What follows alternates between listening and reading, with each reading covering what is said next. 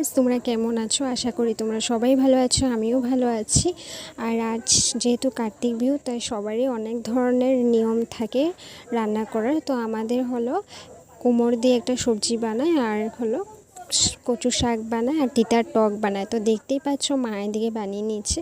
তো যাই বিকেলবেলা আবার লাঞ্চ টাঞ্চ করে তো ভাবলাম বসে আছে যখন লাইটগুলো লাগিয়ে নিই। আর দেখতে পাচ্ছ কতগুলো লাইট।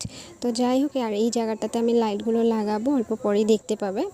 তো এদিকে দেখো আমি বিকেলে সন্ধ্যা টন্ধ্যা দিয়ে বাতি টাতি জ্বালিয়ে দিয়েছি। আর এদিকে দেখো লাইটগুলো আমি বললাম লাগিয়ে দেখাবো। তো দেখতেই পাচ্ছ লাইটগুলো কেমন লাগছে, ভালো লাগলে কমেন্টে জানিও। আর এদিকে দেখো সন্ধ্যাবেলা বাতিগুলো খুব সুন্দর লাগছে জ্বালানো, তা যেহেতু কারেন্ট নেই দেখতে ভালোই লাগছে। আর আজ যেহেতু ধনতেরাস, তাই রিয়া আর আমি দুজনে মিলে চলে গেছিলাম বাজারে। আর বাজার থেকে কী এনেছি দেখো, এদিকে হলো আমি নিয়ে এসেছি হলো শিবলিঙ্গ, যেহেতু আমার অনেক দিনের ইচ্ছে ছিল শিবলিঙ্গ আনার জন্য।